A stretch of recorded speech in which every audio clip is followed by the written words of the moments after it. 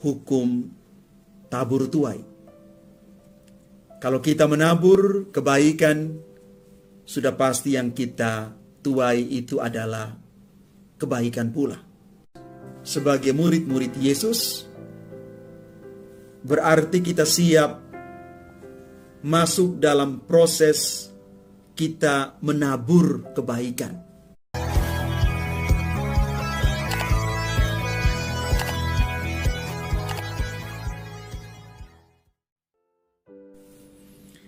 Shalom Bapak Ibu, Saudara dan Saudari, sahabat-sahabat garam dunia yang terkasih dimanapun Anda berada. Saya ucapkan selamat hari Minggu untuk kita sekalian. Bacaan-bacaan kudus yang kita renungkan pada hari Minggu ini berbicara kepada kita semua tentang panggilan dan perutusan. Kita semua percaya bahwa apa yang kita lakukan, apa yang kita pikirkan, itu akan berbuah. Entah buah itu yang baik atau yang kurang baik. Inilah yang kita katakan sebagai hukum tabur tuai. Kalau kita menabur kebaikan, sudah pasti yang kita tuai itu adalah kebaikan pula. Tetapi kalau sebaliknya, maka yang kita tuai pun seperti yang kita terima. Mengikuti Yesus sebagai murid-murid Yesus berarti kita siap masuk dalam proses kita menabur kebaikan. Kita masuk dalam satu situasi di mana kita menyesuaikan antara apa yang kita katakan, kita pikirkan, dan kita lakukan setiap hari. Semua itu harus selaras dengan apa yang Yesus mau. Salah satu hal yang paling diminta dari Yesus kepada kita adalah kita siap dengan hati penuh percaya, hati yang damai, dengan semangat cinta kasih, kita menggelorakan semangat itu dalam hidup, panggilan, juga perutusan kita.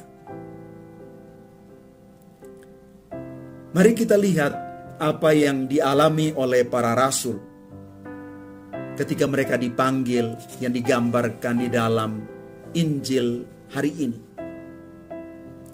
Mereka dipanggil oleh Yesus dari situasi dan keadaan mereka yang biasa, yang setiap hari mereka lakukan. Mereka sebagai nelayan.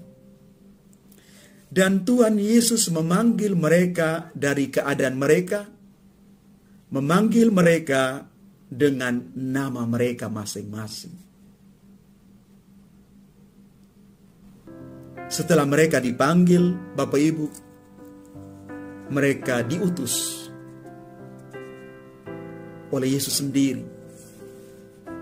Yesus memberikan kepada mereka kekuatan yang luar biasa untuk menyembuhkan orang sakit, membangkitkan orang mati, menyembuhkan orang kusta, mengusir setan-setan. Dan Tuhan Yesus mengatakan, kamu sudah diberi dengan cuma-cuma. Karena itu, berikanlah juga dengan cuma-cuma. Lewat Nabi Musa yang kita dengar kisahnya di dalam bacaan pertama, Allah sungguh mengasihi dan menjanjikan hal yang mulia kepada bangsa Israel. Tetapi Yesus dan juga seperti Musa mengatakan supaya mereka berpegang kepada hukum Tuhan. Hukum Tuhan yang menjanjikan kepada mereka kebaikan dan keselamatan. Rasul Paulus juga memberi kesaksian bagaimana Yesus itu menjadi pendamai dan penebus bagi semua orang.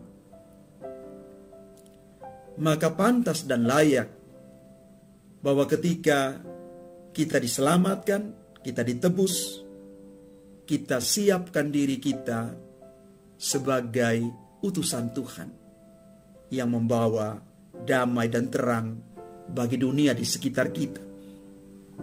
Karena iman tanpa perbuatan adalah sia-sia. Cinta itu tanpa pengorbanan adalah hampa.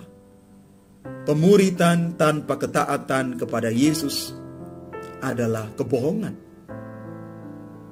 Dipanggil menjadi murid, tetapi tidak mau diutus sebagai pewarta, itu adalah satu kegagalan. Karena itu Bapak Ibu Saudara dan Saudari yang terkasih, setelah kita dibaptis, kita diberikan tanggung jawab menjadi pewarta. Dan supaya kita menjadi pewarta yang baik dan benar, kita belajar yang pertama memiliki integritas, kesatuan, keselarasan antara apa yang kita katakan dan apa yang kita lakukan. Yang kedua, kita membiarkan diri kita dikuasai oleh Roh Kudus. Dan yang terakhir, kita belajar mengasihi seperti Yesus.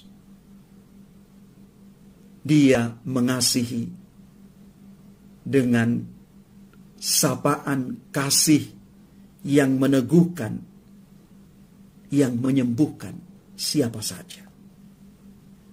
Mari Bapak Ibu Saudara dan Saudari yang terkasih, kita menghidupi panggilan dan perutusan kita di dalam semangat cinta kasih. Selalu digerakkan oleh semangat ini, supaya buah dari semangat cinta kasih ini, kita siap untuk menolong dan juga mengampuni. Kita membiarkan diri dikuasai oleh Roh Kudus. Dengan demikian, kita mampu untuk berbuat banyak, bukan mengumpulkan banyak. Sekali lagi, kalau kita dikuasai oleh Roh Kudus, kita mampu berbuat banyak, bukan mengumpulkan banyak, apalagi untuk diri kita sendiri. Tuhan memberkati kita sekalian. Amin.